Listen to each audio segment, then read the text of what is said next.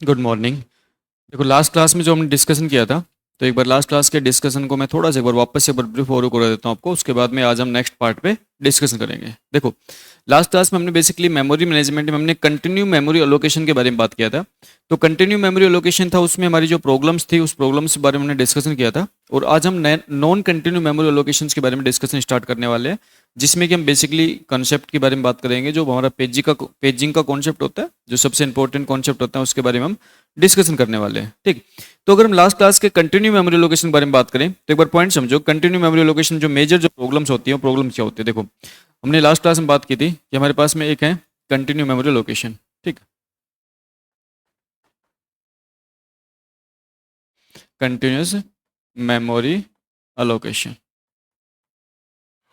अब जब हम कंटिन्यू मेमोरी लोकेशन की जब हम बात करते हैं, तो बेसिकली हम यहाँ पे डिस्कशन करते हैं कि भाई हमारे पास में जो भी हमारे पास में यहाँ पे डेटा हो, जो भी हमारे पास प्रोग्राम होता है, उस प्रोग्राम को यहाँ पे हम क्या करते हैं, कंटिन्यू मेमोरी लोकेट करवाते हैं। जैसे भाई सिंपल सा कॉन्सेप्ट ये है कि यहाँ पे मान के चलो हमारे पास में एक रैम है, मतलब मेन मेमोरी हमारे पास में। हम बात करें यहाँ पे हमारे पास कोई एक मेन मेमोरी है। ठीक है, ये जो मेन मेमोरी है, इस मेन मेमोरी के साथ हम बात करेंगे हमारे पास मान के चलो कोई एक प्रोग्राम है सेकेंडरी मेमोरी में, और यहाँ पे हम कह रहे हैं कि हमारे पास क्या है, सीपीयू है। ठीक, तो देखो यहाँ पे हम बात करें हमारे पास क्या है, सीपीयू है। ये हम बात कर रहे हैं हमारे पास क्या है, रैम है। और ये हम डिस्कशन कर रहे हैं हमारे पास क्या है, सेकेंडरी मेमोरी है। ठीक है, ये हम बात कर रहे हैं हमारे पास क्या है, सेकेंडरी मेमोरी है। ठीक है, ये पॉइंट है। अब देखो मान के चलो कि हम बात कर रहे हैं कि हमारे पास सेकेंडरी मेमोरी में एक कोई प्रोग्राम है। मान चलो हमारे पास हम बात कर रहे हैं कि हमारे पास सेकेंडरी मेमोरी में एक कोई प्रोग्राम है, जिसकी हम बात कर रहे हैं कि हमारे पास एक कोई सेकेंडरी मेमोरी के अंदर एक कोई प्रोग्राम है। और हम मान के चल रहे हैं कि हमारे जो प्रोग्राम है, इसकी साइज हम मान के चल रहे हैं कितना है, 300 MB है। ठीक है, 300 MB का हमारे पास सेकेंडरी मेमोरी को एक प्रोग्राम है। ठीक, अब हम बात कर रहे हैं कि सपोज करो कि हमारे पास में ये जो पर्टिकुलर रैम है, इस रैम को हम बात कर रहे हैं भाई हमारे पास जो कंटिन्यू मेमोरी लोकेशन होता है, इसके अंदर हम क्या करते हैं, हम रैम को डिवाइड कर देते हैं। और जब हम रैम को डिवाइड करने की बात करते हैं, तो यहाँ पे हमारे पास में जो पॉइंट है उनको आप डिस्कस समझो। यहाँ पे हम कह रहे हैं कि यहाँ पे हमारे पास ऑपरेटिंग सिस्टम का पार्ट है। और फिर सपोज करो कि यहाँ पे ये जो है ये बिजी स्पेस है, इनको मैं मान के चल रहा हूँ कैसा स्पेस है, ये बिजी स्पेस है। ठीक है, और उसके बाद ये फ्री स्पेस है। तो मैं कह रहा हूँ फ्री स्पेस है, इसमें कह रहा हूँ भाई हमारे पास ये 100 MB का एक फ्री स्पेस है। उसके बाद कह रहा हूँ ये 100 MB का एक फ्री स्पेस है। और मैं कह रहा हूँ ये 100 MB का एक फ्री स्पेस है। ठीक, तो यहाँ पे हमारे पास में 300 MB फ्री स्पेस अवेलेबल है। तो अगर बात करें फ्री स्पेस की बात करें, तो हम कह रहे हैं कि हमारे पास में यहाँ पे हमारे पास में 300 MB फ्री स्पेस अवेलेबल है। 300 MB फ्री स्पेस हमारे पास क्या है, अवेलेबल है, स्पेस अवेलेबल है। ठीक है भाई, जो रैम है इसके अंदर 300 MB का फ्री स्पेस अवेलेबल है। लेकिन सबसे बड़ी प्रॉब्लम यहाँ पे क्या आती है कि जब हम इस 300 MB के प्रोग्राम को रन करवाने की बात करते हैं, तो 300 MB के प्रोग्राम को हमें रन करवाने के लिए स्पेस जो चाहिए मेमोरी में, वो कैसा चाहिए, कंटिन्यू चाहिए। क्योंकि नाम से पता लगा कैसे चाहिए, कंटिन्यू मेमोरी लोकेशन चाहिए। तो 300 MB का फ्री स्पेस अवेलेबल भी है, लेकिन फिर भी हम प्रोग्राम को एग्जीक्यूट नहीं करवा पा रहे। तो इसका मतलब है कि यहाँ पे हमारे पास में जो कंटिन्यू मेमोरी लोकेशन होता है, ये हमारे पास में एक टाइप से एक प्रॉब्लम है। और ये जो सबसे बड़ी यहाँ पे जो प्रॉब्लम्स की बात कर रहे हैं, इसको हम करेंगे हमारे पास में यहाँ पे सबसे जो बड़ी प्रॉब्लम आती है वो आती है एक्सटर्नल फ्रेगमेंटेशन। ये हमारे पास जो कॉन्सेप्ट है, इसकी जो प्रॉब्लम है, इस प्रॉब्लम करें क्या, एक्सटर्नल फ्रेगमेंटेशन। ठीक, तो हमारे पास में यहाँ पे जो एक्सटर्नल फ्रेगमेंटेशन की प्रॉब्लम है, देखो पॉइंट समझना कि यहाँ पे हमारे पास में जो एक्सटर्नल फ्रेगमेंटेशन की प्रॉब्लम है,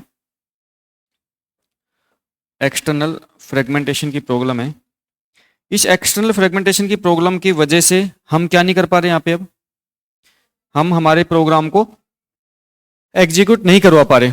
हमारे प्रोग्राम की जो साइज है, वो साइज इतनी ज़्यादा लार्ज भी नहीं है कि मेमोरी स्पेस अवेलेबल नहीं है। मेमोरी स्पेस भी अवेलेबल है, लेकिन प्रोग्राम की साइज के लिए मेमोरी स्पेस में कंटिन्यू स्पेस अवेलेबल नहीं है। और कंटिन्यू स्पेस अवेलेबल नहीं होने की वजह से हम प्रोग्राम को एग्जीक्यूट नहीं करवा पा रहे। तो ये हमने लास्ट क्लास में नॉन कंटिन्यू मेमोरी लोकेशन के बारे में हम डिस्कशन किया था। ठीक, ये समझा था। ठीक, अब हमारे पास में सॉल्यूशन क्या है अभी, जैसे ये हमारी बात है कंटिन्यू मेमोरी लोकेशन में, अब इसका सॉल्यूशन क्या करें भाई, इस चीज का हम सॉल्यूशन क्या निकालें, कि हम यहाँ पे क्या करेंगे, हम यहाँ पे मेमोरी एलोकेशन है ना वो कंटिन्यू ना करके अगर हम यहाँ पे नॉन कंटिन्यू मेमोरी एलोकेशन कर दें तो फिर हमारी प्रॉब्लम का सॉल्यूशन हो जाएगा। अब नॉन कंटिन्यू मेमोरी एलोकेशन करने के लिए हमें यहाँ पे क्या करना पड़ेगा भाई, सबसे पहले तो 300 MB का प्रोग्राम है। इस 300 MB के प्रोग्राम को हमें अलग अलग पार्ट में रखना है, हमें यहाँ पे रैम के अलग अलग पार्ट में रखना है। अब रैम के जब अलग अलग पार्ट में रखना है तो सबसे पहले तो इस प्रोग्राम क्या करो, टुकड़ों में तोड़ो। तो सबसे पहले तो इस प्रोग्राम को टुकड़ों में तोड़ना पड़ेगा और इस प्रोग्राम को 100 MB के टुकड़ों में तोड़ के और फिर हम क्या करेंगे, यहाँ पे अलग अलग जगह पे इस प्रोग्राम क्या कर देंगे, हम अलोकेट करवा देंगे मेमोरी। और जब आप अलग अलग जगह पे प्रोग्राम को मेमोरी अलोकेट करवाओगे तो उसके बाद में ये चीज हमें सीपीयू को बतानी पड़ेगी, ये चीज हमें सीपीयू को बतानी पड़ेगी कि जो पर्टिकुलर प्रोग्राम है ना, इस पर्टिकुलर प्रोग्राम को हमने रैम पे कौन कौन सी लोकेशन पे हमने क्या किया, यहाँ पे प्रोग्राम को मेमोरी अलोकेट करवाई है।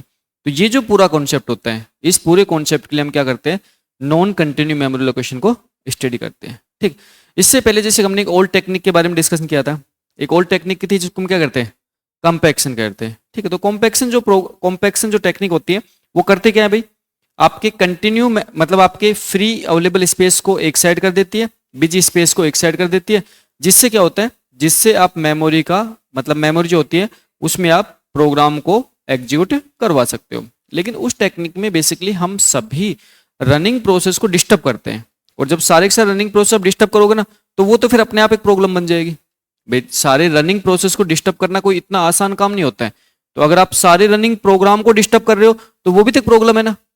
तो इसकी वजह हम क्या करते हैं, नॉन कंटिन्यू मेमोरी लोकेशन पे काम करते हैं। तो देखो एक बार नॉन कंटिन्यू मेमोरी लोकेशन के बारे में थोड़ा सा एक बार यहाँ पे समझो कि हम यहाँ पे क्या पढ़ने वाले हैं। नॉन कंटिन्यू मेमोरी अलोकेशन, ठीक। अब यहाँ पॉइंट समझो, देखो नॉन कंटिन्यू मेमोरी लोकेशन के लिए यहाँ पे पॉइंट समझो कि हम यहाँ पे करने क्या वाले हैं। अगर हम नॉन कंटिन्यू मेमोरी लोकेशन की बात करें तो फिर हमारी जो प्रॉब्लम है ना, इस प्रॉब्लम का सॉल्यूशन ढूंढेंगे हम, हमारी जो प्रॉब्लम इसका सॉल्यूशन ढूंढेंगे। और सॉल्यूशन किस रूप में ढूंढ रहे हैं वो समझो। देखो तो यहाँ पे हम क्या कर रहे हैं कि हमारे पास में सबसे पहले तो हमारे पास में जो प्रोग्राम है जो कहाँ पे अवेलेबल है भाई, आपका सेकेंडरी मेमोरी अवेलेबल है। ठीक, सेकेंडरी मेमोरी के प्रोग्राम को हम टुकड़ों में तोड़ेंगे और टुकड़ों में तोड़ के उस प्रोग्राम को कहाँ पे लेके आएंगे, रैम में लेके आएंगे, और फिर क्या करेंगे, हम सीपीयू को प्रोवाइड कर देंगे, जिससे क्या हो जाएगा, सीपीयू उस प्रोग्राम को एग्जीक्यूट करेगा। ठीक, तो हम कह रहे हैं हमारे पास ये क्या है, ये हमारे पास सीपीयू है, ये हमारे पास क्या है, ये हमारे पास रैम है, ये हमारे पास क्या है, ये हमारे पास सेकेंडरी मेमोरी है। ठीक है, हमारे पास यहाँ पे सेकेंडरी मेमोरी। ठीक, अब यहाँ पे पॉइंट आता है कि जो भी हमारा प्रोग्राम था इसी सेम प्रोग्राम बात कर लेते हैं, है ना, ये जो सेम प्रोग्राम है इसी के ऊपर हम डिस्कशन कर लेते हैं, इसी सेम प्रोग्राम बात कर लेते हैं भाई। सिंपल सी बात है कि हमारा जो प्रोग्राम है ना, हमारा जो प्रोग्राम है, इस प्रोग्राम को हम क्या करेंगे, सबसे पहले हम क्या करेंगे, पार्ट में डिवाइड करेंगे भाई। हमारे पास में मान चलो ये जो प्रोग्राम है, इस प्रोग्राम को मैं कह रहा हूँ कि हम यहाँ पे क्या करेंगे, यहाँ पे 300 MB के प्रोग्राम क्या करेंगे, सबसे पहले हम क्या करेंगे, पार्ट में डिवाइड करेंगे। इसका मतलब इसको क्या कर देंगे, इसको 3 टुकड़ों में डिवाइड कर देंगे। ठीक है, 3 पार्ट में इसको क्या करेंगे, हम डिवाइड कर देंगे।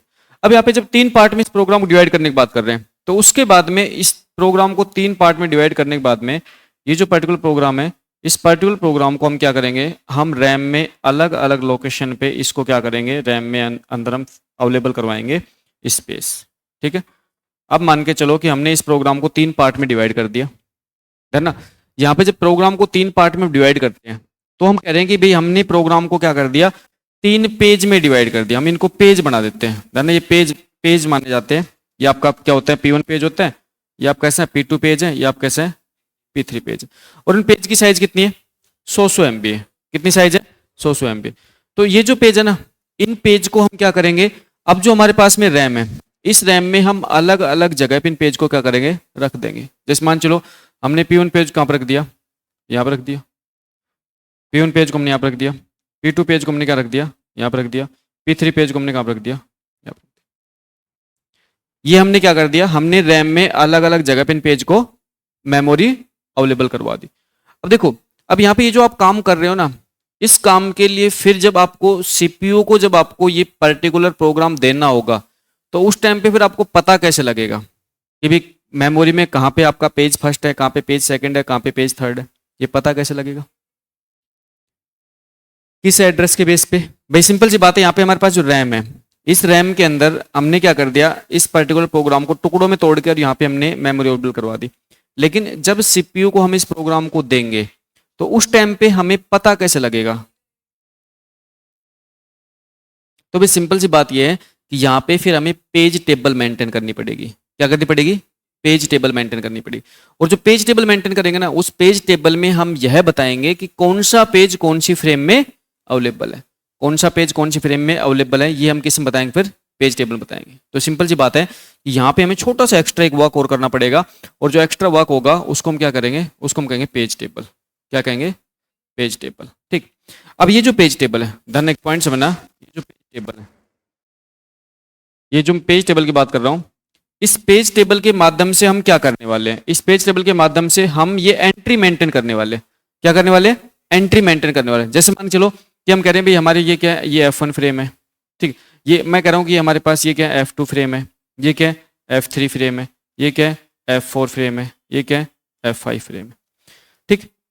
अब हम कह रहे हैं कि भाई हमारे पास में जो पेज है ना, हमारे पास जो पेज है, हम कह रहे हैं हमारे पास जो P1 पेज है, P2 पेज है, हम कह रहे हैं कि हमारे पास जो P1 पेज है ना, वो कौन सी फ्रेम में है? F1 फ्रेम में। P2 पेज वो कौन सी फ्रेम में है? F2 फ्रेम में। P3 पेज है कौन सी फ्रेम में? F4।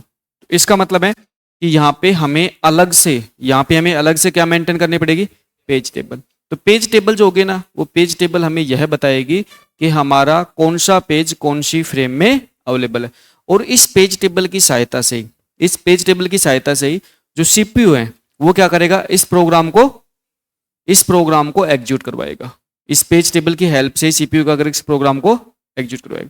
और ये जो पूरा काम हम कर रहे हैं, ये पूरा काम में हमने क्या किया कि यहाँ पे मेमोरी कंटिन्यू अवेलेबल नहीं करवाई, मेमोरी को कंटिन्यू एलोकेट नहीं करवाई, इसलिए हम इसको कहते हैं नॉन कंटिन्यू मेमोरी एलोकेशन। अब देखो, नॉन कंटिन्यू मेमोरी एलोकेशन होने की वजह से हमारी एक प्रॉब्लम का सॉल्यूशन हो गया। कौन सी प्रॉब्लम सॉल्यूशन हो गया? एक्सटर्नल फ्रेगमेंटेशन प्रॉब्लम का सॉल्यूशन हो गया। तो जहां पे हमारे पास में एक्सटर्नल फ्रेगमेंटेशन आकर हो रहा था, किसमें? कंटिन्यू मेमोरी एलोकेशन में, वो प्रॉब्लम हमारी यहाँ पे क्या हो गई? सोल्व हो गई। अब यहाँ पे आपके पास में एक्सटर्नल फ्रेगमेंटेशन आकर नहीं होगा, लेकिन यहाँ पे इंटरनल फ्रेगमेंटेशन हो सकता है।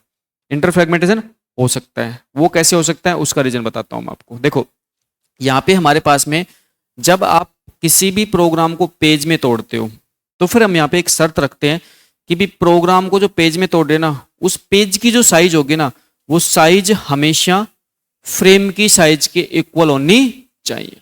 तो पेज की साइज और फ्रेम की साइज हमेशा क्या रहती है? इक्वल होती है।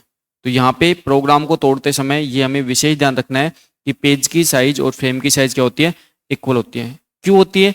क्योंकि यहाँ पे पूरा का पूरा पेज फ्रेम में आके कंप्लीटली क्या होता है? एडजस्ट हो जाता है।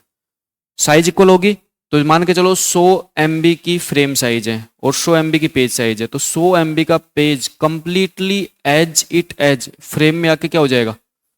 पूरा का पूरा क्या हो जाएगा? एडजस्ट हो जाएगा, जिससे आपके पास इंटरनल फ्रेगमेंटेशन आकर नहीं होगा, इंटरनल फ्रेगमेंटेशन आकर नहीं होगा। लेकिन मान के चलो इस प्रोग्राम की साइज 250 MB है, 280 MB है, 290 MB है, तो आपने क्या किया?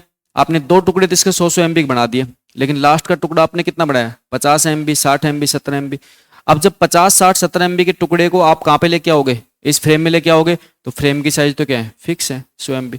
तो इसका मतलब है कि पेजिंग के अंदर एक्सटर्नल फ्रेगमेंटेशन तो होता ही नहीं है, लेकिन इंटरनल फ्रेगमेंटेशन पेजिंग के अंदर लास्ट पेज में आकर हो सकता है। एग्जाम पॉइंट ऑफ व्यू से बहुत इंपॉर्टेंट कंसेप्ट है, लगातार फ्रिक्वेंटली क्वेश्चन बनता है।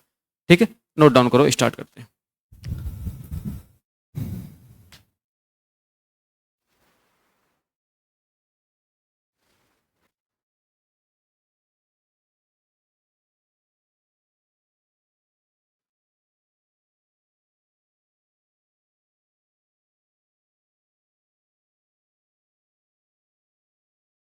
देखो, if semaphore S is initialise 0 and the process perform wait S, what happen? भाई आपको पता है सीमाफोर को इनिशियलाइज 0 कर रखा है, और अब आपका प्रोसेस क्या परफॉर्म कर रहा है? वेट परफॉर्म कर रहा है।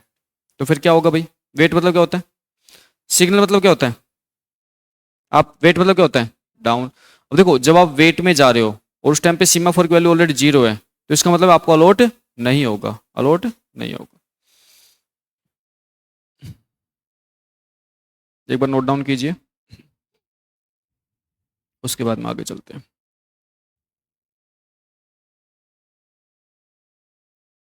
भाई नेक्स्ट मंडे को इसका ऑपरेटिंग सिस्टम का आपका नेक्स्ट टेस्ट और होगा। और आज रात को 9:15 बजे, आज रात को 9:15 बजे आप सभी लाइव जुड़ जाना। ऑपरेटिंग सिस्टम के पहले टेस्ट का सॉल्यूशन करवा दूंगा, ठीक है। आप सभी ऑफलाइन ऑनलाइन स्टूडेंट उस टाइम लाइव जुड़ना। आपकी जितनी भी प्रॉब्लम्स हैं, मतलब जो भी आपके डाउट्स हैं, आप मुझे पुट कर देना, तो वहाँ पे आपका सॉल्यूशन करवाऊंगा, पूरा डिटेल से बताऊंगा आपको, है ना। तो आपके आज क्लास टेस्ट का सॉल्यूशन रहेगा। कौन से class test solution? Operating system subject test first का सॉल्यूशन रहेगा। तो जितने भी ऑनलाइन स्टूडेंट हैं, जितने भी ऑफलाइन स्टूडेंट हैं, सबको लाइव जुड़ना है। अटेंडेंस लूंगा, वहाँ पे ध्यान रखना, है ना।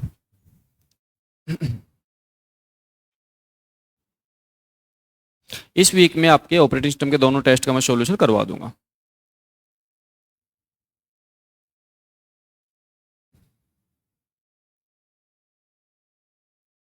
हाँ जी प्रियांशु, प्रोसेस ब्लॉक बिल्कुल सही कह रहे हो।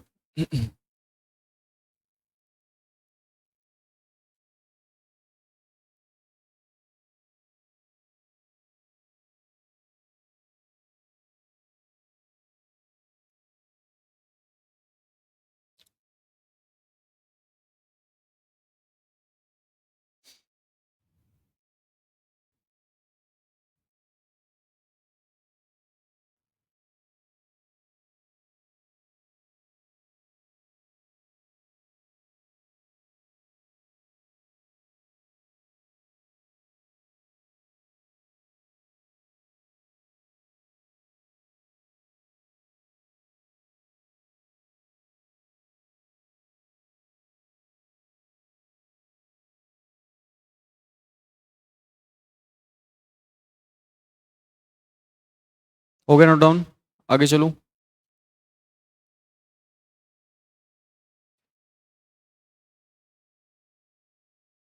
देखो अभी अभी किसी भी टाइप का कोई भी व्हाट्सएप ग्रुप नहीं है ऑनलाइन स्टूडेंट के लिए, अलग से कोई व्हाट्सएप ग्रुप नहीं है। एप्लीकेशन पे एक आपको ग्रुप के नाम से एक अलग से एक सेशन दे रखा है। उस सेशन में अभी हमारी टीम का कोई मेंबर एक्टिव नहीं है, लेकिन बहुत जल्दी हमारी टीम का एक मेंबर उस ग्रुप पे परमानेंट एक्टिव रहेगा। तो आपकी हर एक प्रॉब्लम्स को हम एप्लीकेशंस के ग्रुप के थ्रू सॉल्व करेंगे। व्हाट्सएप ग्रुप के थ्रू टाइम आपका ज़्यादा खराब होता है, प्राइवेसी की इश्यू रहता है, इसलिए हमने आपको एप्लीकेशन पे ग्रुप बना के दे रखा है। तो वहीं से उसी ग्रुप के थ्रू आप हमसे जुड़ सकते हो। एक हमारा एक्टिव मेंबर उस ग्रुप में परमानेंटली पार्टिसिपेट करेगा आपके साथ। ओके डन, ठीक है नेक्स्ट चले।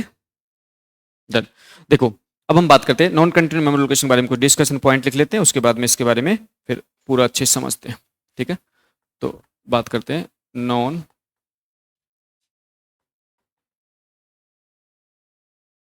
Non continuous memory allocation, non continue memory allocation. पहला पॉइंट लिखो यहाँ पे नॉन कंटिन्यू मेमोरी लोकेशन के बारे में। भाई यहाँ पे करते क्या है, भाई इस प्रोसेस में क्या करते हैं, नॉन कंटिन्यू मेमोरी लोकेशन में हम प्रोसेस को मेमोरी के कंटिन्यू ब्लॉक में अलोकेट नहीं करते हैं। प्रोसेस को हम सबसे पहले छोटे छोटे ब्लॉक, स्कैट टुकड़ों में ना, छोटे छोटे ब्लॉक में डिवाइड करते हैं, टुकड़ों में डिवाइड करते हैं, और उन टुकड़ों को मेमोरी के अलग अलग पार्ट में अलोकेट करते हैं, जिससे कि हमारे पास एक्सटर्नल फ्रेगमेंटेशन की प्रॉब्लम्स दूर हो जाती है और मेमोरी का प्रॉपर यूटिलाइजेशन होता है, ठीक है। तो यहाँ पे लिखो, पहला पॉइंट लिखो, लिखो नॉन कंटिन्यूअस मेमोरी अलोकेशन में, memory non continuous memory location में, भाई मैं प्रोसेस किसको कह रहा हूं, प्रोसेस किसको कह रहा हूं, प्रोग्राम को कह रहा हूं ना। प्रोग्राम अंडर एग्जीक्यूशन क्या कहलाता है आपका, प्रोसेस कहलाता है, ठीक है। तो प्रोसेस को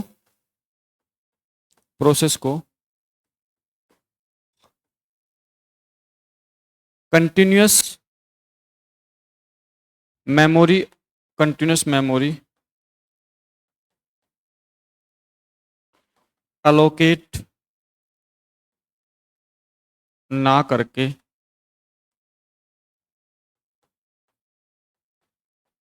सबसे पहले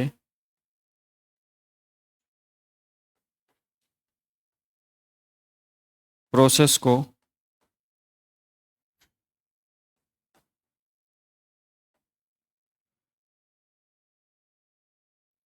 पार्ट मतलब जब हम कहते हैं, जैसे ऐसा लिख दो प्रोसेस ना, पेजेज, या फिर हम कह सकते हैं सेगमेंट्स।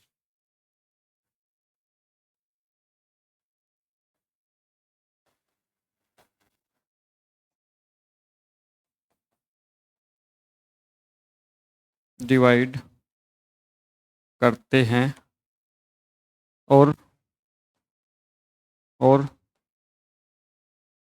मेमोरी में अलग अलग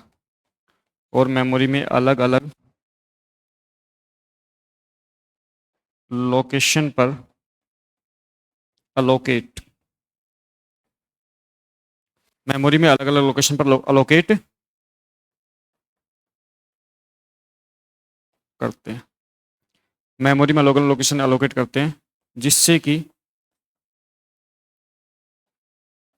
कि मेमोरी का यूटिलाइजेशन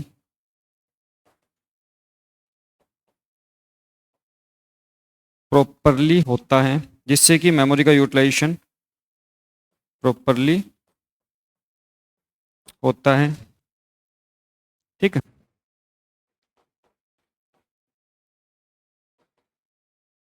पेजिंग में एक्सटर्नल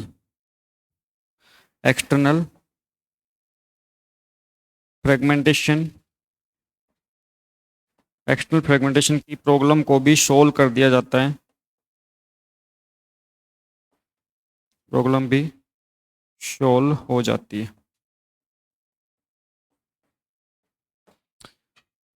ठीक है, तो यहाँ पे हमारे पास क्या होता है कि हम करते क्या है कि हम यहाँ पे जो हमारे पर्टिकुलर जो हमारा प्रोग्राम होता है उस प्रोग्राम को हम क्या करते हैं, सबसे पहले टुकड़ों में डिवाइड करते हैं, छोटे छोटे टुकड़ों में डिवाइड करते हैं, और उस टुकड़ों को हम क्या करते हैं, वो जो हमारे पास छोटे छोटे टुकड़े होते हैं उनको हम क्या करते हैं, मेमोरी में अलग अलग लोकेशन क्या कर देते हैं, प्लेस कर देते हैं। ठीक, तो ये सारा कॉन्सेप्ट क्या होता है हमारा, ये सारा कॉन्सेप्ट ही हमारा पेजिंग कॉन्सेप्ट होता है।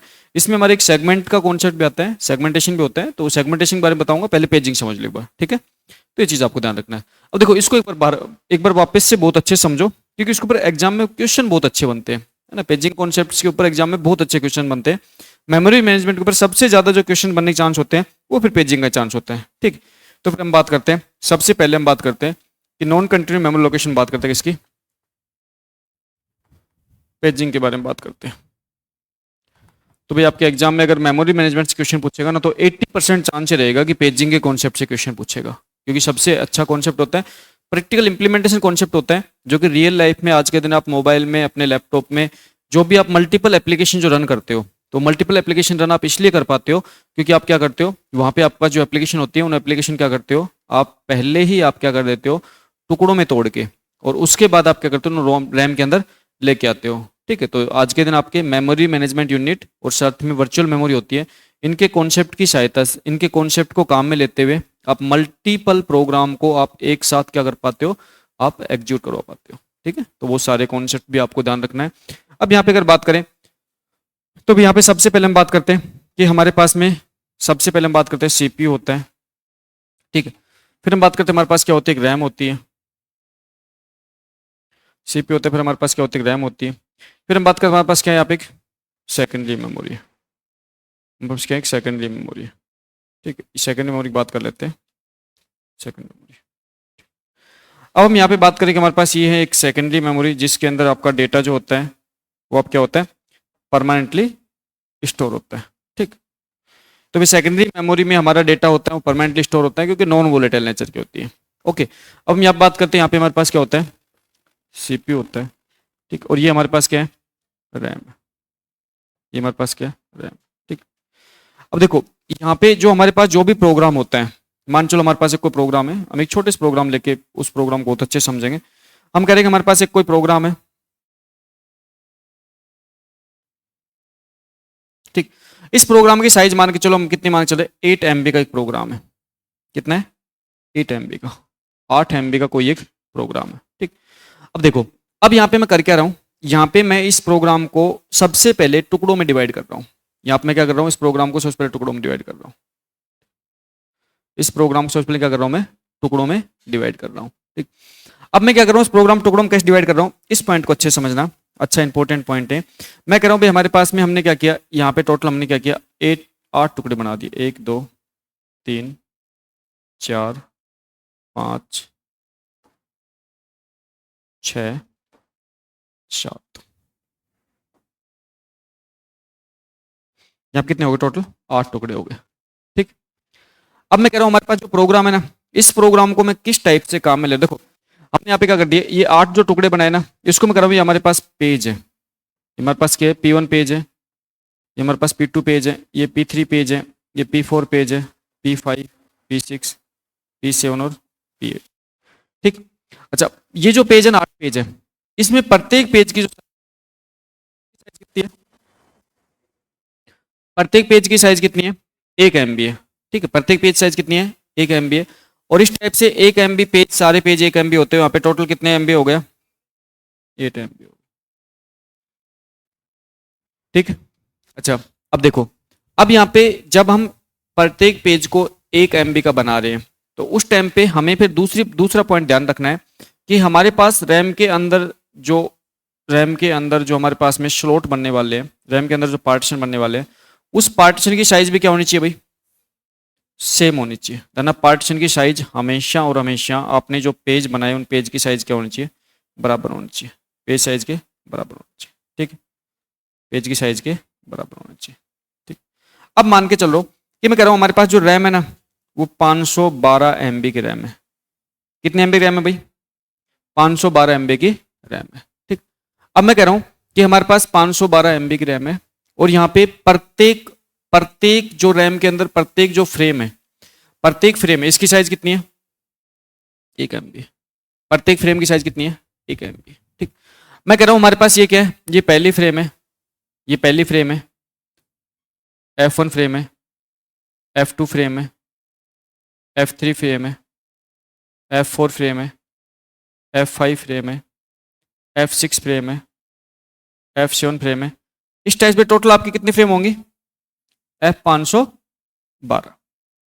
कितनी फ्रेम होंगी, F512, क्योंकि हमारे पास में प्रत्येक फ्रेम की साइज कितनी है, प्रत्येक फ्रेम की साइज हमारे पास कितनी है, 1 MB है, और टोटल फ्रेम कितनी यहाँ पे 512 फ्रेम है। तो हमारे पास जो हमारे पास मेन मेमोरी है, मतलब हमारे पास जो रैम है, उस साइज कितनी हो जाएगी, 512 MB। ठीक, अब देखो, अब यहाँ पे जो CPU होता है ना, वो CPU जब भी किसी प्रोग्राम को एग्जीक्यूट करता है, तो वो प्रोग्राम अवेलेबल कहाँ पे होता है भाई, सेकेंडरी मेमोरी में। तो CPU जब प्रोग्राम को एग्जीक्यूट करता है, तो प्रोग्राम आपका अवेलेबल है सेकेंडरी मेमोरी में। तो CPU अब एड्रेस किसका जनरेट करेगा, सेकेंडरी मेमोरी का। धन्ना प्रोग्राम हमेशा सेकेंडरी मेमोरी से उठ के आएगा, तो CPU हमेशा और हमेशा सेकेंडरी मेमोरी का एड्रेस जनरेट करेगा। तो देखो यहाँ पे CPU एक एड्रेस जनरेट करता है, देखो पॉइंट समझना, CPU एक एड्रेस जनरेट करता है, जिस एड्रेस को हम कह रहे हैं क्या, लॉजिकल एड्रेस। CPU का एड्रेस जनरेट कर रहे हैं, जिस एड्रेस को हम क्या कह रहे हैं, लॉजिकल एड्रेस कह रहे हैं। ठीक, तो यहाँ पे हम कह रहे हैं भाई हमारा जो CPU है उसने एक एड्रेस जनरेट किया, और इस एड्रेस को हम कह रहे हैं क्या, लॉजिकल एड्रेस। लॉजिकल एड्रेस हमेशा और हमेशा किसका होता है भाई, लॉजिकल एड्रेस हमेशा और किसका होता है, सेकेंडरी मेमोरी का एड्रेस होता है, सेकेंडरी मेमोरी का एड्रेस होता है। और देखो लॉजिकल एड्रेस को हम बेसिकली क्या करते हैं, 2 पार्ट में डिवाइड करते हैं। लॉजिकल एड्रेस को हम क्या करते हैं, 2 पार्ट में डिवाइड करते हैं। अब वो 2 पार्ट का मतलब ये है कि ये जो आपके सामने पेज टेबल है ना, ये जो है ना, ये जो है ये इसको हम क्या करें, ये जो कंप्लीट आउट बनाए ना, इसको हम क्या करें, इसको हम बोल रहे हैं पेज टेबल, पेज टेबल। अभी मैं अगर पेज टेबल की बात करूं, तो इस पेज टेबल के अंदर है क्या, एक तो नंबर ऑफ पेज है, एक तो नंबर ऑफ पेज है, और प्रत्येक पेज की क्या है, साइज है। एक तो नंबर ऑफ पेज और प्रत्येक पेज क्या है, साइज। और नंबर ऑफ पेज और प्रत्येक पेज की साइज ही आपका पेज टेबल को रिप्रेजेंट करती है। नंबर ऑफ पेज और पेज टेबल की साइज ही आपका पेज टेबल को रिप्रेजेंट करती है। तो इसलिए यहाँ पे जो आपके पास में, CPU जो लॉजिकल एड्रेस जनरेट करेगा, वो लॉजिकल एड्रेस भी क्या करेगा, 2 पार्ट में जनरेट करेगा। क्या करेगा, 2 पार्ट में। उस 2 पार्ट को हम कहते हैं, एक तो हम कहते हैं पी और एक कहते हैं क्या, डी। ये पी क्या आता है, पी क्या होता है number of page, number of page. और यहां पे डी है, डी क्या होगा भाई, पेज साइज। क्या होगा, पेज देना, पेज साइज, या फिर इसको पेज ऑफसेट के नाम से भी जानते हैं। कंफ्यूज मत होना, इसमें पेज साइज या पेज ऑफसेट के नाम से भी इसको जानते हैं। अब देखो यहां मैं कह रहा हूं कि यहां पे पी और डी 2 पार्ट में आपका लॉजिकल एड्रेस क्या है, डिवाइड है। अब ये जो लॉजिकल एड्रेस होता है ना, ये लॉजिकल एड्रेस हमेशा किस में होता है, बिट्स में होता है। किस में होता है, बिट्स में होता है। तो लॉजिकल एड्रेस बिट्स में है, तो मुझे बताओ कि यहां पे जो पी है ये कितने बिट का होगा, पी कितने बिट का होगा, पी कितने बिट का होगा, सही बताओ, नहीं बहुत तेज पिटूंगा। पी कितने बिट का होगा, या मैं कह रहा हूं कि जो पी है ये कितने बिट का होगा, है? पी कितने बिट का होगा, अरे मेरे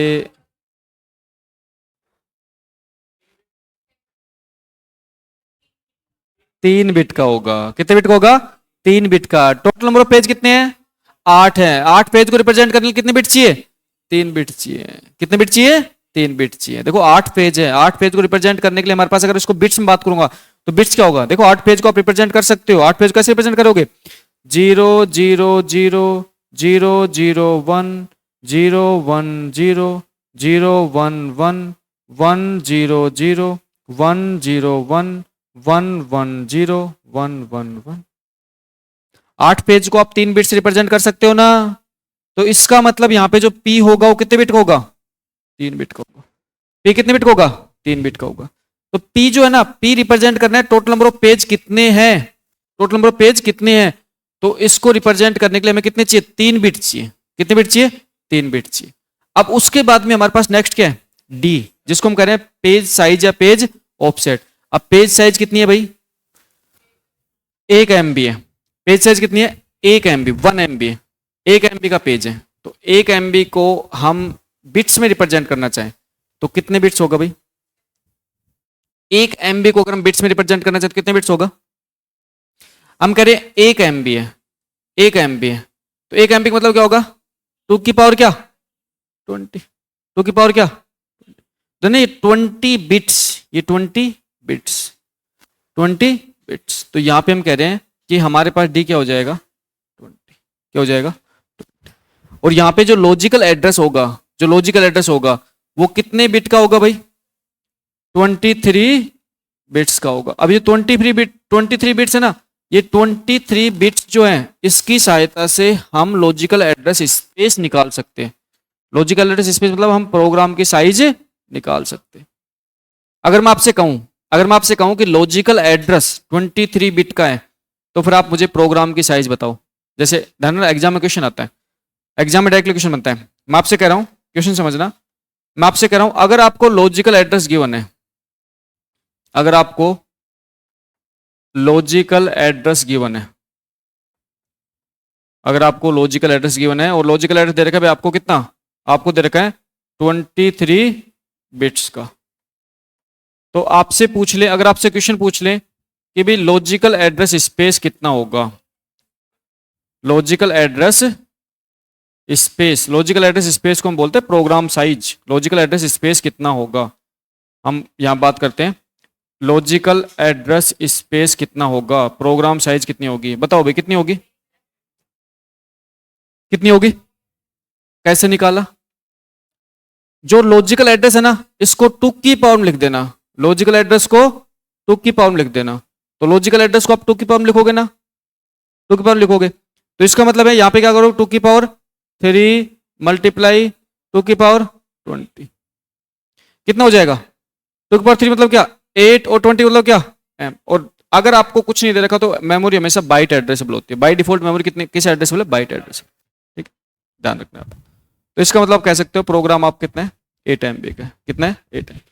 तो है ना, आपको क्वेश्चन भी पूछ लेता है एग्जाम में, सीधा सीधा क्वेश्चन पूछता है कि लॉजिकल एड्रेस 23 बिट का है, तो लॉजिकल एड्रेस स्पेस क्या होगा। लॉजिकल एड्रेस 23 बिट का है, लॉजिकल एड्रेस स्पेस क्या होगा, ठीक है, निकाल लाना चाहिए। समझ गए ना, सेम कहानी है, कोई कंफ्यूजन वाली सिचुएशन है ही नहीं भाई, सिंपल सी बात है। लॉजिकल एड्रेस हम किस कह रहे हैं, लॉजिकल एड्रेस हम कह रहे हैं कि हमारे पास जो प्रोग्राम है ना, जो सेकेंडरी मेमोरी मौजूद है, उसका एक एड्रेस जनरेट करता है कौन, सीपीयू। कौन एड्रेस जनरेट करता है, सीपीयू, ठीक। अच्छा, अब सीपीयू ने तो क्या कर दिया, सीपीयू ने ये लॉजिकल एड्रेस स्पेस जनरेट कर दिया, लेकिन CPU data directly secondary memory से नहीं उठा सकता। CPU data directly secondary memory से नहीं उठा सकता, तो फिर क्या करे भाई, तो फिर क्या करें, तो आपको क्या करना पड़ेगा, आपको सबसे पहले यहां पे जो आपके पास में सेकेंडरी मेमोरी का प्रोग्राम है, उसे कहां पे लाना पड़ेगा, उसे रैम में लाना पड़ेगा। अब आपको पता है रैम में लेके आओगे तो यहाँ पे क्या नॉन कंटिन्यू मेमोरी लोकेशन है, कैसा है, नॉन कंटिन्यू मेमोरी लोकेशन है। तो नॉन कंटिन्यू मेमोरी लोकेशन होने के कारण, नॉन कंटिन्यू मेमोरी लोकेशन होने के कारण आप यहाँ पे क्या कर सकते हो, आप यहाँ पे आपके प्रोग्राम के जो अलग अलग पेज है ना, उनको फ्रेम में अलग अलग जगह पे रख सकते हो। आपके प्रोग्राम के अलग अलग पेज को फ्रेम के अलग अलग जगह पे रख सकते हो, कोई दिक्कत नहीं है, कोई इश्यू नहीं है। तो सबसे पहले क्या करोगे, सबसे पहले आप अपने प्रोग्राम को फ्रेम के अंदर क्या करोगे, अलोकेट करोगे, ठीक। अब मान के चलो आपने क्या किया, आपने अलोकेट करना स्टार्ट कर दिया। सपोज करो आपने क्या किया, P1 पेज को आपने यहां रख दिया, P2 पेज को आपने यहां रख दिया, P3 पेज को आपने यहां रख दिया, P4 पेज को आपने यहां रख दिया, P5 पेज को आपने यहां रख दिया, P6 पेज को आपने यहां रख दिया, P7 पेज को आपने यहां रख दिया, और P8 पेज को आपने क्या रख दिया, यहां रख दिया, ठीक है।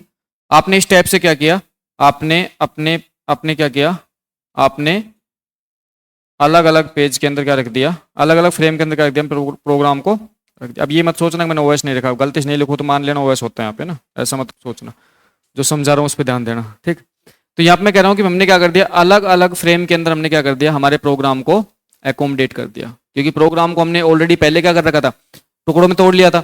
वो जो प्रोग्राम के टुकड़े हैं वो हम क्या करें, पेज, क्या करें, पेज, तो हमने प्रोग्राम क्या कर लिया था, पेज में तोड़ लिया था, और पेज में तोड़ क्या कर दिया, हमने यहाँ पे रख दिया, ठीक।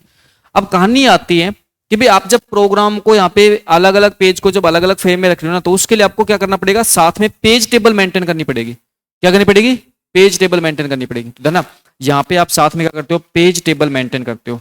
अब आप पेज टेबल मेंटेन करोगे, साथ में क्या करोगे, पेज टेबल। ये पेज टेबल जनरली यहाँ पे बनाई जाती है, बट कोई नहीं, यहाँ स्पेस है यहाँ बना देता हूँ। अब यहाँ पे क्या करोगे आप, पेज टेबल मेंटेन करोगे। पेज टेबल में क्या होगा भाई, पेज टेबल में क्या होगा, पेज टेबल में सेम कहानी कि यहाँ पे आपके पास में जो पेज हैं उनको हम ये बताएंगे कहाँ कहाँ पे रखे हुए, 2 3 4 5 6 7, ये हमारी पेज टेबल है। पेज टेबल में हम कह रहे हैं ये हमारा पहला पेज है, ये P1 पेज है, ये हमारा P2 पेज है, ये हमारा P3 पेज है, ये हमारा P4 पेज है, ये हमारा P5 पेज है, ये हमारा P6 पेज है, ये हमारा P7 पेज है, और ये हमारा P8 पेज।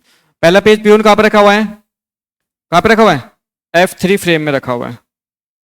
P1 कहाँ रखा हुआ है, F3 फ्रेम में रखा हुआ है। दूसरा पेज कहाँ रखा हुआ है, F5 फ्रेम में रखा हुआ है। तीसरा पेज कहाँ रखा हुआ है, F1 फ्रेम में रखा हुआ है। चौथा पेज कहाँ रखा हुआ है, चौथा पेज क्या, F7 फ्रेम में रखा हुआ है। पांचवा पेज कहाँ रखा हुआ है, मान चलो F8 है ना, ये F8 मान चलो, F8 फ्रेम में रखा हुआ है। पांचवा छठा पेज कहाँ रखा हुआ है, F4 में रखा हुआ है। सातवां पेज कहाँ रखा हुआ है, F6 में रखा हुआ है। आठवां पेज कहाँ रखा हुआ है, F2 में रखा हुआ है, F2 में रखा हुआ है। तो इसका मतलब होता है कि ये हम पेज टेबल क्या करेंगे, एंट्री करेंगे। ये पेज टेबल क्या करेंगे, हम एंट्री करेंगे, ठीक। अब देखो, अब हमने ये सारा काम कर लिया, हमने सारा काम कर लिया। अब सीपीयू ने क्या कर लिया, लॉजिकल एड्रेस जनरेट कर लिया, लेकिन अब जो डेटा उठ के आएगा ना, वो डेटा किससे उठ के आएगा, वो डेटा इस रैम से उठ के आएगा। किस रैम, किससे उठ के आएगा, रैम से। धन्य, ये होता है फिजिकल एड्रेस। ये क्या होता है, फिजिकल एड्रेस। अब ये जो फिजिकल एड्रेस होता है ना, इस फिजिकल एड्रेस की भी थोड़ी सी कहानी समझो, ये भी बहुत जरूरी चीज है, इसकी कहानी समझो फिजिकल एड्रेस की। इसको मैं कह रहा हूं भाई हमारे पास ये जो है, इसको मैं कह रहा हूं ये क्या है, ये फिजिकल एड्रेस है। और धन्य, फिजिकल एड्रेस किसका होता है भाई, आपका फिजिकल एड्रेस किसका होता है, रैम का एड्रेस होता है, मेन मेमोरी का एड्रेस होता है, ठीक है। फिजिकल एड्रेस को भी दो पार्ट में डिवाइड करेंगे, किस में करेंगे, एफ एंड डी। किस करेंगे, एफ एंड डी। एफ क्या होता है भाई, यहाँ पे एफ क्या होता है, number of frame, number of frame. और ये क्या, फ्रेम साइज, फ्रेम साइज है ना, इसको फ्रेम साइज कह लो या फिर क्या कह सकते हो इसको, फ्रेम ऑफसेट भी कहते हैं ना, फ्रेम साइज कह दो या फिर इसको फ्रेम ऑफसेट कहते हैं, मैं इसको जैसे फ्रेम साइज या फ्रेम ऑफसेट है ना, फ्रेम ऑफसेट, फ्रेम ऑफसेट। ठीक। अब यहाँ पे हमारे पास क्या होगा कि जब सीपीयू ने लॉजिकल एड्रेस जनरेट किया, उस सीपीयू के लॉजिकल एड्रेस के बेस पे तो हमने क्या कर लिया, सेकेंडरी मेमोरी से पहचान लिया, सेकेंडरी मेमोरी में यहाँ पे प्रोग्राम अवेलेबल है। अब उसके बाद में क्या किया, जो मेमोरी मैनेजमेंट यूनिट होती है, जो एमएमयू होता है, मेमोरी मैनेजमेंट यूनिट, उस मेमोरी मैनेजमेंट यूनिट ने क्या किया कि सीपीयू के बताए अनुसार, सीपीयू के बताए अनुसार प्रोग्राम को उठा उठा के कहां पे कर दिया, कहां पे लेके आ गया, रैम में लेके आ गया। मेमोरी मैनेजमेंट यूनिट के द्वारा क्या काम किया गया, सीपीयू के बताए अनुसार प्रोग्राम को उठा के कहां पे लेके आ गया, रैम में लेके आ गया, प्राइमरी मेमोरी लेके। अब सीपीयू क्या करेगा, अब सीपीयू प्राइमरी मेमोरी रैम से क्या करेगा, डेटा एक्सेस करना स्टार्ट करेगा। अब जब सीपीयू प्राइमरी मेमोरी रैम से डेटा एक्सेस करना स्टार्ट करेगा तो उस टाइम पे सीपीयू क्या करेगा, सीपीयू अब फिजिकल एड्रेस की सहायता लेगा। किस सहायता लेगा, फिजिकल एड्रेस। अब हमें लॉजिकल एड्रेस को फिजिकल एड्रेस साथ मैप करना पड़ेगा। क्या करना पड़ेगा, मैप, क्योंकि एक्चुअल में जो आपका डेटा है वो कहां से उठ के आएगा, रैम से उठ के आएगा। एक्चुअल में डेटा आपको रैम से एक्सेस करना पड़ेगा। अब यहाँ पे मैप कैसे करते हैं, तो मैप करने के लिए हम यहाँ पे क्या करेंगे, हम यहाँ पे जो फिजिकल एड्रेस है उस फिजिकल एड्रेस की बात करेंगे। तो अब मैं कह रहा हूँ फिजिकल एड्रेस हमारा दो पार्ट डिवाइड है। कितने पार्ट डिवाइड है, दो पार्ट डिवाइड है। अब दो पार्ट में कह रहा हूँ F and D, F number of frame, D frame size या फ्रेम ऑफसेट। तो यहाँ पे जल्दी से मुझे बताओ एफ की साइज क्या होगी, कितनी बिट होगी, क्यों भाई 9 बिट क्यों होगी, 512 फ्रेम है, 512 फ्रेम है। 512 फ्रेम को रिप्रेजेंट करने के लिए मेरे पास 9 बिट होने चाहिए। कितने बिट होने चाहिए, 9 बिट। तो ना यहाँ पे कितने बिट होगी, 9 बिट। ठीक, कितने बिट होगी, 9 बिट। यहाँ पे हमारे पास कितने बिट होगी, 9 बिट होगी। ठीक, अच्छा उसके बाद मैं कह रहा हूँ फ्रेम ऑफसेट। फ्रेम ऑफसेट क्या होगा, कितना होगा, ना फ्रेम ऑफसेट तो आप हमेशा अच्छे समझ लो, फ्रेम ऑफसेट और पेज ऑफसेट दोनों में से क्या होते हैं, इक्वल होते हैं। पेजिंग के अंदर frame size equal to page size, paging के अंदर frame size equal to page size. तो यहां तो हमारा कितना होगा, यहां तो हमारा 10 ही होगा, यहां पर तो हमारा कितना होगा, 10 होगा। तो मैं कह रहा हूं आपका लॉजिकल एड्रेस स्पेस है ना, लॉजिकल एड्रेस सॉरी लॉजिकल जो आपका फिजिकल एड्रेस है, ये फिजिकल एड्रेस आपका कितने बिट का है भाई, 19 बिट का है, 19 बिट का है, 19 बिट का आपको फिजिकल एड्रेस है ना। अगर आपको फिजिकल एड्रेस दे रखा है तो उसकी सहायता से आप फिजिकल एड्रेस सॉरी 29, थोड़ा सा वेट, ये 20 होगा, ये 10 नहीं होगा, ये कितना हो जाएगा, 20 हो जाएगा, ये 20 हो जाएगा, है ना, ये 20 बिट हो जाएगा। और आपका यहाँ पे फिजिकल एड्रेस कितना बिट हो जाएगा, 29 बिट हो जाएगा, 29 बिट हो जाएगा। तो अगर आपको देखना ना, अगर आपको नेक्स्ट में बात कर रहा हूं कि अगर आपको यहाँ पे अगर आपको फिजिकल एड्रेस दे रखा है, अगर आपको फिजिकल एड्रेस गिवन है, फिजिकल एड्रेस आपको गिवन है, फिजिकल एड्रेस आप गिवन है और फिजिकल एड्रेस आप कितने रखा है, 29 बिट्स दे रखे हैं।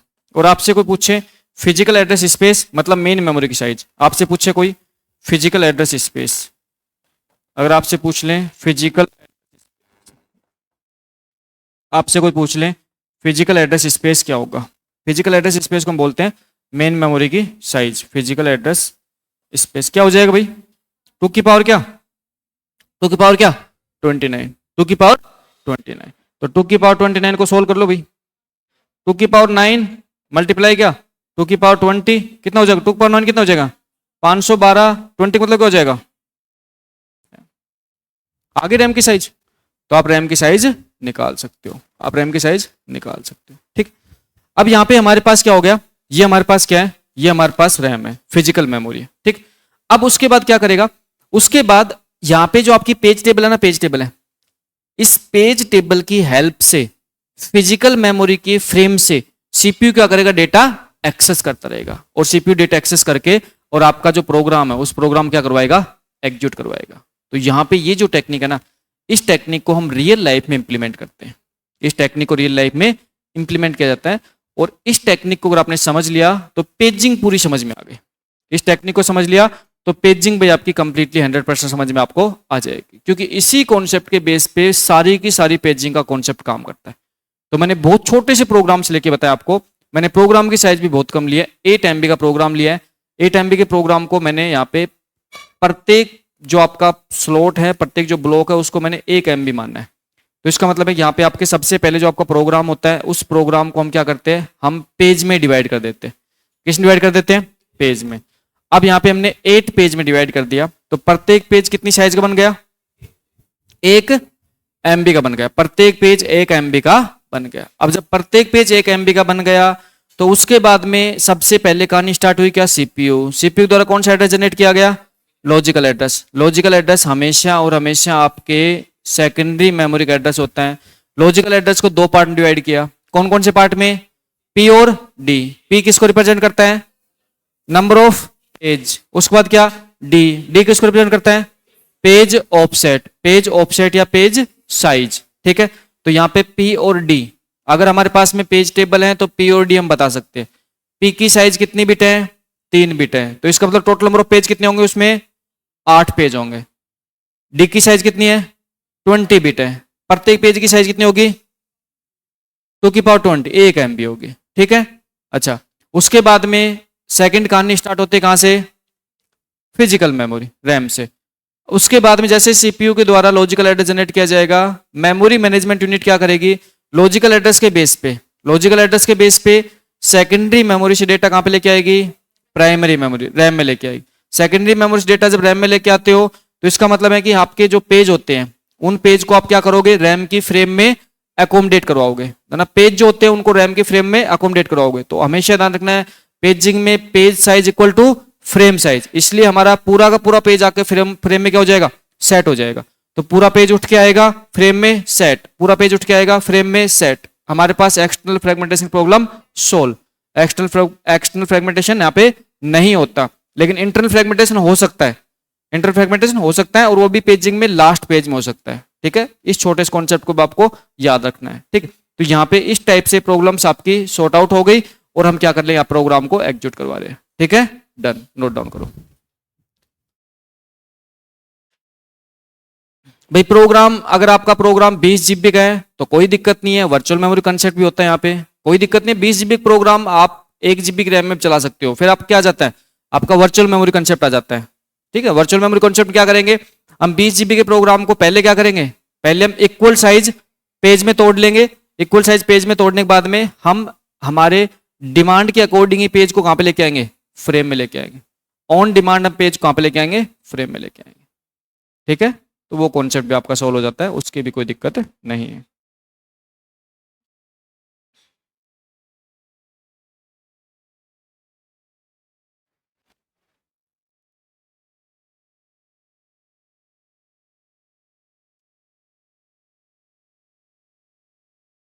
आपके ऑलरेडी ऑपरेटिंग सिस्टम के 2 टेस्ट ऑलरेडी हो चुके हैं, एक टेस्ट अगले मंडे को है।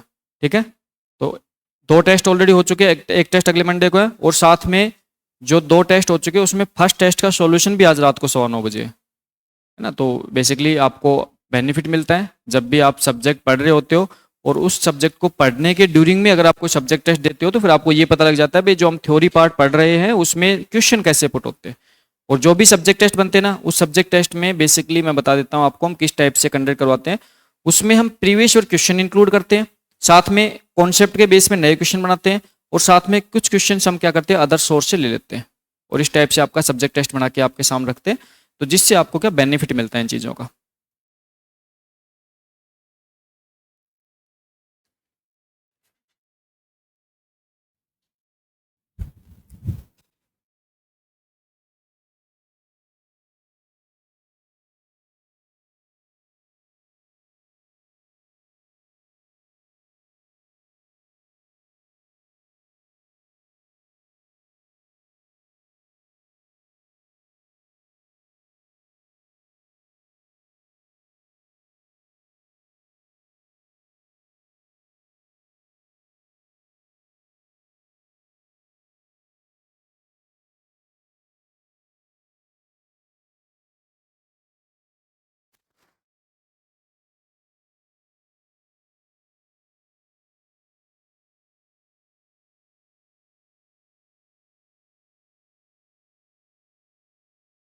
Sir the way of explain each and every topic concept, ऐसा लगता है जैसे लाइफ में फर्स्ट टाइम सही डिसीजन लिया मैंने। सही से समझ में आ रहा है, अच्छे से मजे आते हैं पढ़ने में। देखो कंप्यूटर साइंस सब्जेक्ट सच में बहुत निराला है। मैं तो हमेशा लाइफ के अंदर जब भी कंप्यूटर साइंस सब्जेक्ट्स को पढ़ाता हूँ तो मैं हमेशा अपने आप को इम्प्रूव करके पढ़ाता हूँ, है ना। मेरी हर क्लास में आपको कुछ ना कुछ इंप्रूवमेंट मिलेगा। अगर ये पेजिंग का कॉन्सेप्ट मेरी पुरानी क्लास देखोगे ना, तो इस क्लास में आपको कुछ ना कुछ नई इंटरेस्टिंग कहानी मिलेगी। मैं कभी भी क्या सेम नहीं कंटेंट रखता, हमेशा कुछ ना कुछ उसमें एड ऑन करता रहता हूँ। तो देखो मैं भी एक स्टूडेंट होते हुए मैं आपको फील करवाता हूँ कि मैं एक स्टूडेंट हूँ और फिर मैं एक टीचर हूँ। तो जिससे फिर क्या होता है कि आपकी जो मैचिंग कहते हैं ना, जनरली क्या होता है फैकल्टी मतलब टीचर्स और स्टूडेंट के बीच में जो गैप आता है ना, वो गैप इसलिए आता है कि फैकल्टी अपने आप को फैकल्टी समझ लग जाती है ना, टीचर अपने आप को टीचर समझ लग जाता है, मैं टीचर बन गया। जब तक आप स्टूडेंट हो ना, जब तक आप एक अच्छे टीचर हो। तो मैं तो हमेशा कहता हूँ अच्छे टीचर बनने के लिए अच्छा स्टूडेंट होना जरूरी है। तो मैं हमेशा अच्छा स्टूडेंट बनता हूँ फिर अच्छा टीचर बनता हूँ, जिससे कि फिर माइंड में आपके प्रॉपरली अच्छे से सेट होता है कॉन्सेप्ट। कहते हैं ना कि अभी जैसे अभी अपने जो एक परसों के न्यूज़पेपर मैंने पढ़ा था, जो ना जो अपने आईएएस अधिकारी है ना, क्या नाम उनका, नाम ध्यान नहीं आ रहा, अभी वित्त सेक्रेटरी है ना, सेक्रेटरी है ना अभी वित्त सेक्रेटरी, सुधांशु पंत या सुधांत पंत, कुछ ऐसा करके। तो उन्होंने एक चीज बहुत अच्छे से उन्होंने एक चीज कही थी, जिस वो न्यूज़पेपर में आर्टिकल रूप में आया था कि भाई आप अधिकारी हो, इस चीज को आप कभी दिमाग में मत रखो। समझे इस चीज को, आप अधिकारी हो इस चीज को आप कभी दिमाग में मत रखो। अगर आप इस चीज को दिमाग में रखोगे ना, तो आप एक अच्छे इंसान नहीं बन पाओगे, आपके अंदर से इंसानियत मर जाएगी। आप अधिकारी हो इसको आप अपने दिमाग पे हैवी मत होने दो। कई बार क्या होता है कि जब कोई इंसान किसी अच्छी पोस्ट पहुंच जाता है, तो फिर वो क्या हो जाता है, वो एक घमंड में चूर हो जाता है। उसको ना उस चीज का इग्गो आ जाता है, घमंड आ जाता है कि यार मैं तो एक बहुत बड़ा आदमी हूँ। घमंड तो रावण का नहीं चला, आपके तो औकात ही क्या है ना। तो उन्होंने ये बहुत अच्छी बात कही कि आप अधिकारी हो, इस चीज को कभी भी आप क्या मत करो, अपने दिमाग में हैवी मत होने दो। आप दिमाग में परमानेंट मत रखो इस चीज को, नहीं तो आप पर्सनल लाइफ जी पाओगे और नहीं आप अपनी प्रोफेशनल लाइफ अच्छी रख पाओगे। आप एक अच्छे इंसान हो, उसके बाद में आप सब कुछ हो। तो फिर आप ये चीज ध्यान रखते हो तो डेफिनेटली आपको बहुत अच्छा चीज, अच्छी लाइफ में आपको अच्छा अचीवमेंट मिलता है। ये नोट डाउन हो गया, लिखवा दो पॉइंट, ये सारा नोट डाउन हो गया ना।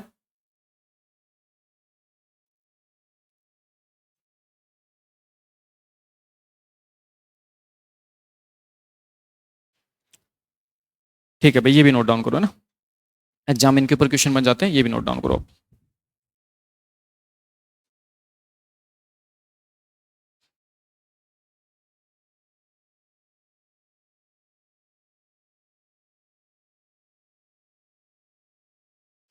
Sir it is true, I wastage my money और other institute but now I clearing all concept hair.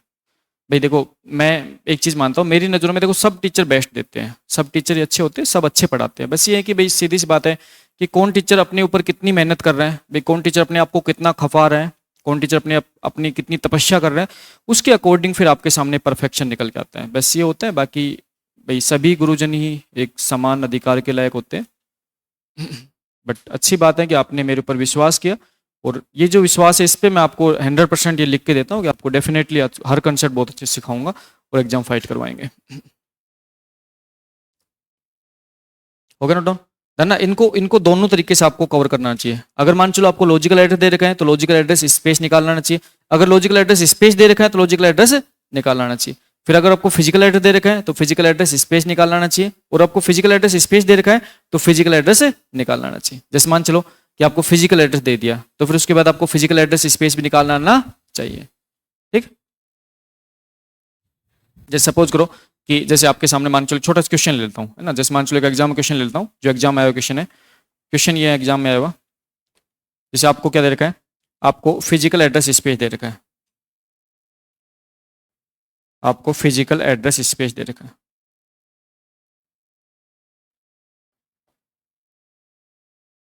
Physical address space आपको गिवन है, ठीक है। तो मैं पॉइंट में लिख देता हूँ, फिजिकल एड्रेस स्पेस आपको दे रखा है, ठीक।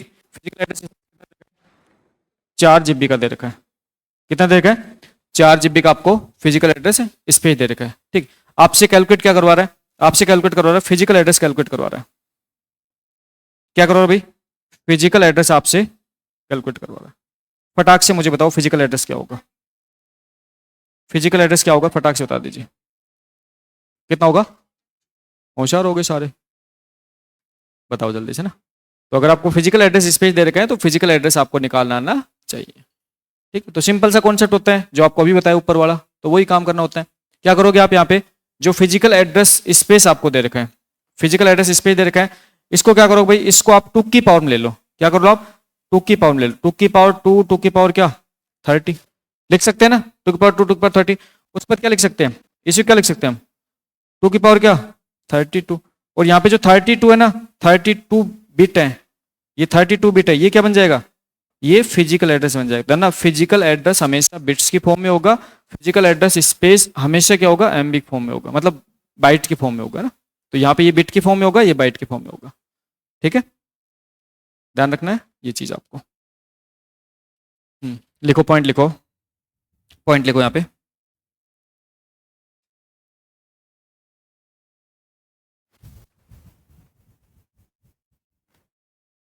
पहला पॉइंट लिखो,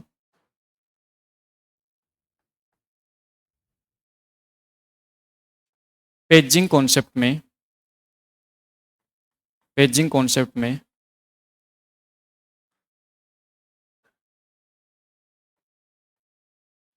सबसे पहले, सबसे पहले ना प्रोसेस को, यहाँ पे मैं प्रोसेस कोष्टक में प्रोग्राम लिख रहा हूँ ना, प्रोसेस के कोष्टक में क्या लिख रहा हूँ, प्रोग्राम लिख रहा हूँ। तो आप अंडरस्टैंड होना इस चीज को भाई, प्रोसेस और प्रोग्राम को आप जानते हो ना। प्रोग्राम अंडर एग्जीक्यूशन क्या कहलाता है, प्रोसेस कहलाता है। ठीक है, तो लिखो पेजिंग कॉन्सेप्ट में सबसे पहले प्रोग्राम को equal size, equal size, equal size pages में, इक्वल साइज पेजेज में डिवाइड किया जाता है, इक्वल साइज पेजेस में डिवाइड किया जाता है। समझ गए पहला पॉइंट, कि यहाँ पे क्या करोगे, जो भी आपका प्रोग्राम होगा उस प्रोग्राम क्या करोगे आप, सबसे पहले इक्वल साइज के क्या कर दोगे, पेज में डिवाइड कर दोगे, पहला कॉन्सेप्ट। ठीक, अगला कॉन्सेप्ट ध्यान रखो, प्रत्येक पेज की साइज, प्रत्येक पेज की साइज फ्रेम की साइज के इक्वल, फ्रेम की साइज के इक्वल होती है ना। प्रत्येक पेज की साइज फ्रेम की साइज की इक्वल होती है except last page, last page size frame की साइज कम हो सकती है। ठीक है, प्रत्येक पेज की साइज फ्रेम की साइज के इक्वल होती है लास्ट पेज को छोड़कर। ठीक है, लास्ट पेज को छोड़कर भाई, लास्ट पेज की साइज आपकी थोड़ी कम हो सकती है, जिसकी वजह से इंटरनल फ्रेगमेंटेशन आपके आ जाता है किसमें, लास्ट पेज में। ठीक है, तो यहाँ पे आपको एक कॉन्सेप्ट, आपको यहाँ पे अच्छा कॉन्सेप्ट सीखने को मिल गया। ये कॉन्सेप्ट, ये अच्छा कॉन्सेप्ट सीखने को मिल गया। ये कॉन्सेप्ट ये पेज साइज इक्वल टू क्या, frame size, page size equal to क्या, फ्रेम साइज। ठीक है, तो ये आपको एक बहुत अच्छा कॉन्सेप्ट है जो आपको ध्यान रखना है। ठीक,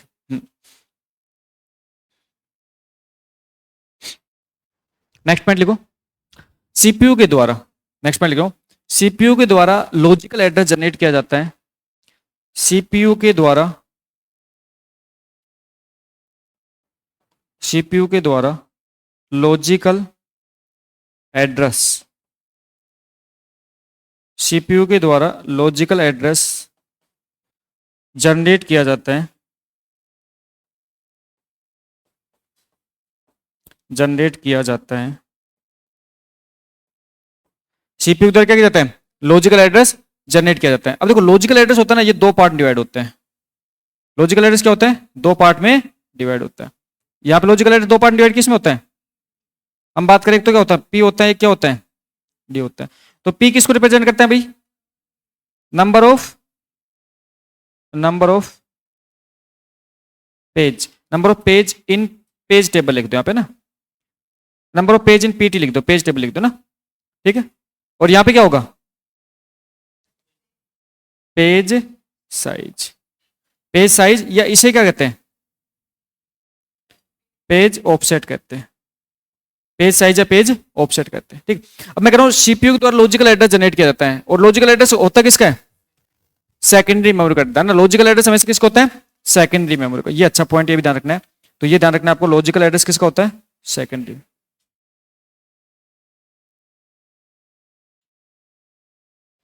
सेकेंडरी मेमोरी एड्रेस होता है।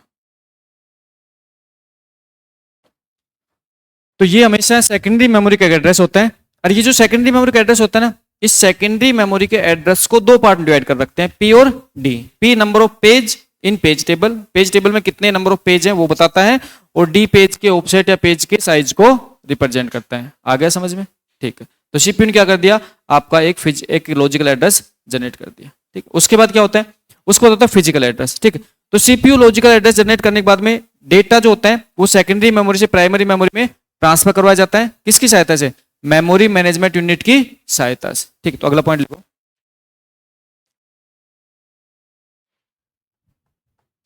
सीपीयू के द्वारा, सीपीयू के द्वारा जनरेट किए गए, सीपीयू के द्वारा जनरेट किए गए लॉजिकल एड्रेस, सीपीयू द्वारा जनरेट किए गए लॉजिकल एड्रेस की सहायता से, की सहायता से डेटा सेकेंडरी मेमोरी से, डेटा सेकेंडरी मेमोरी से प्राइमरी मेमोरी, सेकेंडरी मेमोरी से प्राइमरी मेमोरी, रैम में ट्रांसफर, रैम में ट्रांसफर करवाया जाता है।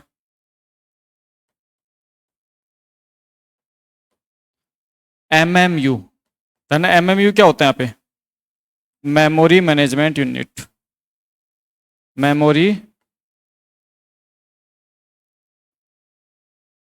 मैनेजमेंट, एमएमयू की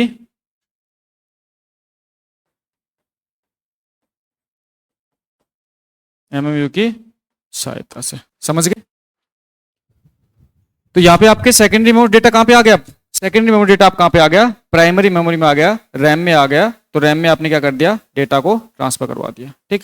अच्छा, अब सीपीयू के द्वारा यहाँ पे जनरेट किया गया जो लॉजिकल एड्रेस है उसको फिजिकल एड्रेस के साथ मैप करके वो डेटा क्या करते हैं, एक्सेस करवाया जाता है, ठीक है। तो यहाँ पे हम करें सीपीयू के द्वारा जनरेट किए गए लॉजिकल एड्रेस की सहायता से डेटा सेकेंडरी मेमोरी से प्राइमरी मेमोरी में ट्रांसफर करवाया जाता है, किसकी सहायता से, एमएमयू की सहायता से। उसके बाद क्या करते हैं, सीपीयू के द्वारा जनरेट किए गए लॉजिकल एड्रेस को फिजिकल एड्रेस से मैप किया जाता है, सीपीयू के द्वारा जनरेट किए गए,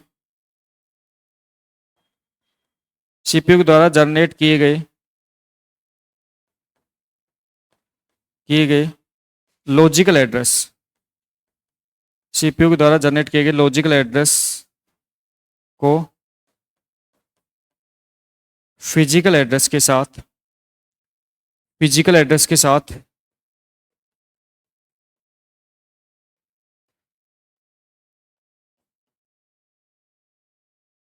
मैपिंग किया जाता है, मैपिंग किया जाता है।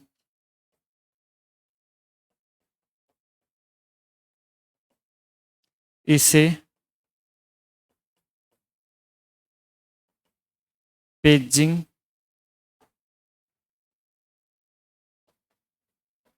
कहते हैं,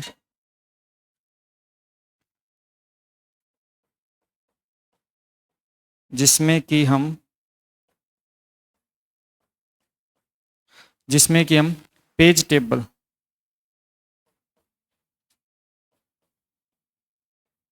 की सहायता से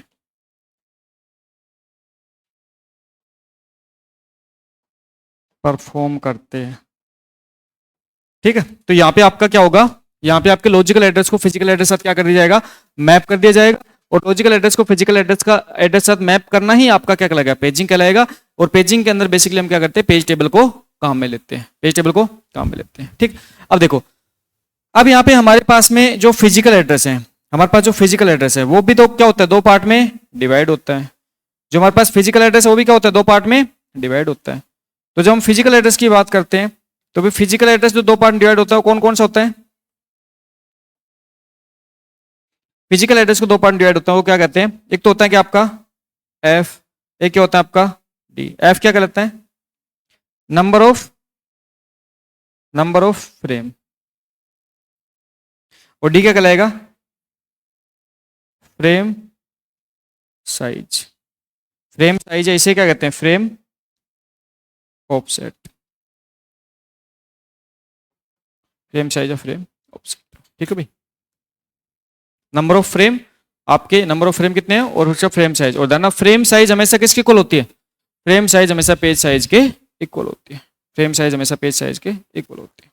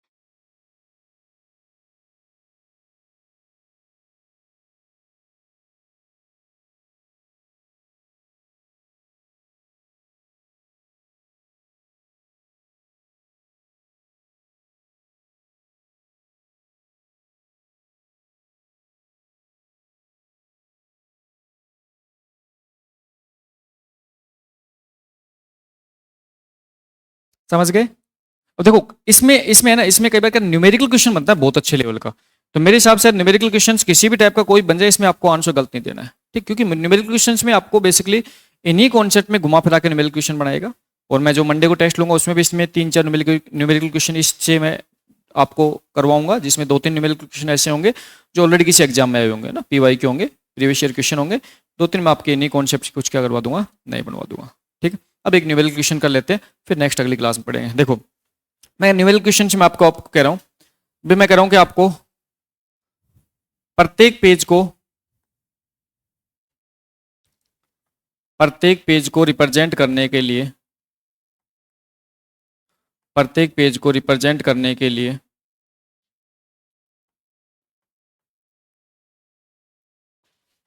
करने के लिए 10 बिट की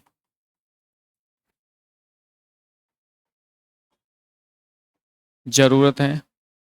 और और और टोटल फ्रेम, टोटल फ्रेम को 20 बिट से 20 बिट से रिप्रेजेंट किया जा रहा है, रिप्रेजेंट किया जा रहा है। और टोटल फ्रेम को 20 बिट से रिप्रेजेंट किया जा रहा है, तो फिजिकल मेमोरी की साइज क्या होगी, फिजिकल मेमोरी, फिजिकल मेमोरी अब हम बात करते हैं मेन मेमोरी, फिजिकल मेमोरी या मेन मेमोरी की साइज क्या होगी।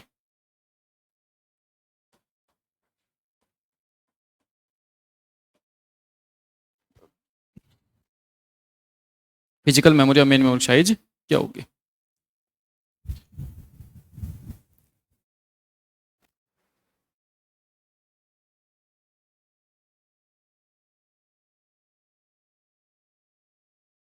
कितनी होगी, क्या होगी, बताओ।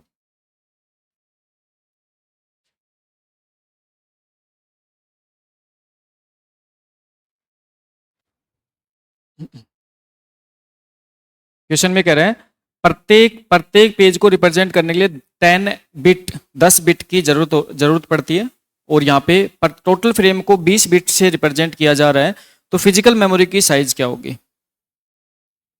फटाक से आंसर बता दीजिए। एक जीबी गीगाबाइट है ना, ठीक है, देख लेते हैं। देखो समझो, क्वेश्चन समझो, भाई सिंपल सा बात है कि यहाँ पे सबसे पहले आप कह रहे हैं प्रत्येक पेज, देखो प्रत्येक पेज को रिप्रेजेंट करने के लिए क्या चाहिए? 10 बिट। कितने चाहिए? 10 बिट। इसका मतलब है कि यहाँ पे आपको क्या दे रखा है? यहाँ पे आपको पेज ऑफसेट दे रखा है, पेज ऑफसेट, या फिर हम कह सकते हैं क्या, पेज साइज। और पेज साइज कितनी दे रखी है आपको? बिट्स में दे रखी है। किसने दे रखी है भाई आपको? बिट्स में दे रखी है, 10 बिट्स। ठीक है, तो प्रत्येक पेज को रिप्रेजेंट करने के लिए कितने चाहिए? 10 बिट्स चाहिए। पेज ऑफसेट दे रखा, पेज साइज आपको दे रखी। ठीक, अच्छा, उसको दे रहे हैं टोटल फ्रेम। ये कह रहे हैं टोटल फ्रेम को 20 बिट से रिप्रेजेंट किया जा रहा है। ठीक है, तो टोटल फ्रेम मतलब क्या? नंबर ऑफ फ्रेम आपको दे रखी है, नंबर ऑफ फ्रेम आपको दे रखी है। और नंबर ऑफ फ्रेम आप कितने दे रखी है भाई आपको? यहाँ पे 20 बिट्स, बिट्स की फॉर्म में दे रखी है, बिट्स की फॉर्म में दे रखी। अब आपको क्या पूछ रहे हैं? फिजिकल मेमोरी की साइज पूछ रहे हैं, मेन मेमोरी साइज पूछ रहे हैं। ठीक, तो इसका मतलब आपसे पूछ रहे हैं क्या? आपसे पूछ रहे हैं physical memory, physical memory space, physical memory space, physical memory की साइज। तो फिजिकल मेमोरी की स्पेस कैसे कैलकुलेट करते हैं भाई? भाई फिजिकल मेमोरी की स्पेस कैसे कैलकुलेट करते हैं? Number of frame multiply frame size या फ्रेम ऑफसेट, फ्रेम साइज या फ्रेम ऑफसेट, ये आपका फॉर्मूला होता है।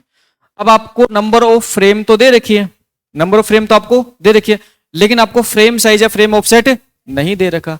तो फ्रेम साइज या फ्रेम ऑफसेट नहीं दे रखा, तो इसका मतलब क्या है? फ्रेम साइज इक्वल टू क्या? फ्रेम साइज इक्वल टू क्या? Page size. तो फ्रेम साइज हमेशा किसके इक्वल होती है? Page size. Paging frame size equal किसकी होती है? पेज साइज के। तो फिर आप आसानी से निकाल सकते हो। तो यहाँ पे क्या हो जाएगा? 2 की पावर क्या?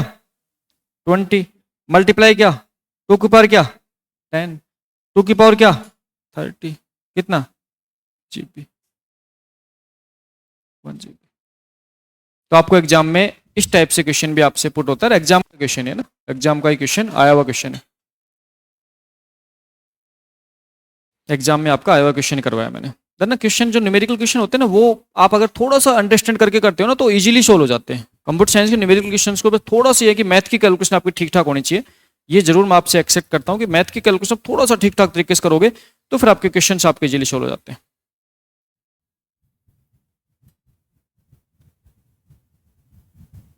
डन, ठीक है जी, नोट डाउन कर लीजिए। कल की क्लास में हम बात करेंगे पेजिंग के बाद हमारा नेक्स्ट जो कॉन्सेप्ट आता है, वो कॉन्सेप्ट के अंदर हम जैसे इन्वर्टेड पेजिंग होती है, ठीक है, मल्टीपल पेजिंग होती है, सेगमेंटेशन होता है। तो हमारे पास में जो सेगमेंटेशन कॉन्सेप्ट आता है वो हमारे पास में इंपॉर्टेंट कॉन्सेप्ट और भी है। बट हाँ, मेमोरी मैनेजमेंट में क्वेश्चंस की बात करें तो पेजिंग के कॉन्सेप्ट पे सब ज्यादा क्वेश्चन बनते हैं, क्योंकि पेजिंग क्या होता है? आपका रियल टाइम इंप्लीमेंटेशन होता है। और पेजिंग कॉन्सेप्ट के बेस पे जो हमारे पास में जो डिमांड पेजिंग का कॉन्सेप्ट होता है, जिसके अंदर हम वर्चुअल मेमोरी की बात करते हैं, तो उस कॉन्सेप्ट को हम कल की क्लास में डिस्कशन करेंगे। हम समझेंगे हमारे पास वर्चुअल मेमोरी क्या होती है। वर्चुअल मेमोरी की सहायता से हम बेसिकली करेंगे क्या भाई? हमारे पास मेमोरी मैनेजमेंट यूनिट और वर्चुअल मेमोरी की सहायता से हम क्या करेंगे? हमारे लार्ज साइज के प्रोग्राम को स्मॉल साइज के मेन मेमोरी में क्या करवाएंगे?